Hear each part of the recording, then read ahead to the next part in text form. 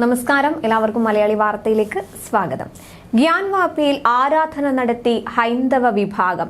മസ്ജിദിന് പുറത്ത് സ്ഥാപിച്ചിരുന്ന ബോർഡിൽ ഗ്യാൻവാപ്പി ക്ഷേത്രമെന്നാക്കി സ്റ്റിക്കറും ഒട്ടിച്ചു. ആരാധനയ്ക്ക് കോടതി ഇന്നലെ അനുമതി നൽകിയതോടെയാണ് പൂജ നടത്തിയത്. പള്ളിയുടെ ബേസ്മെന്റിലുള്ള നിലവിൽ പൂട്ടിയിട്ടിരിക്കുന്ന 10 നിലവറകളുടെ മുന്നിൽ പൂജ നടത്താനാണ് വാരണാസി കോടതി കഴിഞ്ഞ ദിവസം അനുമതി നൽകിയത്. നിലവറകളുടെ മുൻപിൽ പൂജയ്ക്ക് 7 ദിവസത്തിനകം സാഹചര്യം ഒരുക്കണമെന്നായിരുന്നു ഉത്തരവിൽ പറഞ്ഞിരുന്നത്. പള്ളിയുടെ നിലവറയിലേക്ക് ഹിന്ദുക്കൾക്ക് പ്രവേശനം അനുവദിക്കുന്നതിന് ബാരിക്കേഡുകൾ നീക്കം ചെയ്യാനും നിർദ്ദേശം നൽകിയിരുന്നു. ഇതിന് പിന്നാലെയാണ് ആരാധന നടത്തിയത്.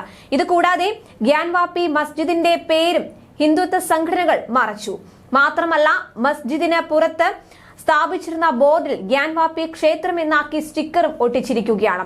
ഗ്യാൻവാപ്പി മസ്ജിദ് എന്നായിരുന്നു സൂചനാ ബോർഡിൽ ഉണ്ടായിരുന്നത്. ഇതോടെ മസ്ജിദിന് മുന്നിൽ സുരക്ഷ വർദ്ധിപ്പിച്ചിരിക്കുകയാണ്. ഗ്യാൻവാപ്പി മസ്ജിദ് നിർമ്മിച്ചിരിക്കുന്ന സ്ഥലത്ത് നേരത്തെ ക്ഷേത്രമായിരുന്നുവെന്ന ആർക്കിയോളജിക്കൽ സർവേ ഓഫ് ഇന്ത്യയുടെ റിപ്പോർട്ട് കഴിഞ്ഞ ദിവസമാണ് പുറത്തു വന്നത്. പുരാവസ്തു ഗവേഷണ വിഭാഗത്തിന്റെ സർവേക്കായി സുപ്രീം കോടതി നിർദ്ദേശപ്രകാരം സീൽ ചെയ്തിരിക്കുകയായിരുന്നു നിലവറ. പൂജ 7 ദിവസത്തിനുള്ളിൽ ആരംഭിക്കുമെന്ന് ഹിന്ദു വിഭാഗം അഭിഭാഷകൻ അഡ്വക്കേറ്റ് വിഷ്ണു ശങ്കർ ജെയിൻ വിധിക്ക് പിന്നാലെ വ്യക്തമാക്കിയിരുന്നു. കേസിൽ വളരെ നിർണായകമായ വഴിത്തിരിവാണിതെന്നും ചരിത്രപരമായ വിധിയാണിതെന്നും ഹിന്ദു വിഭാഗത്തിനു വേണ്ടി ഹാജരായ അഭിഭാഷകൻ വിഷ്ണു ശങ്കർ ജെയിൻ പറഞ്ഞിരുന്നു.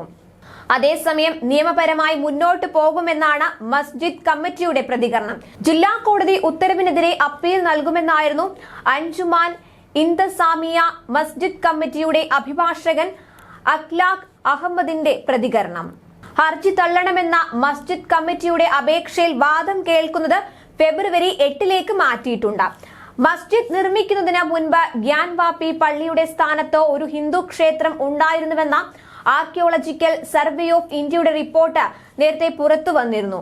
മുഗൾ ചക്രവർത്തിയായ ഔറംഗസീബിന്റെ ഭരണകാലത്ത് 17ാം നൂറ്റാണ്ടിൽ നിലനിന്നിരുന്ന കെട്ടിടം നശിപ്പിക്കപ്പെട്ടതായാണ് റിപ്പോർട്ടിൽ പറയുന്നത്.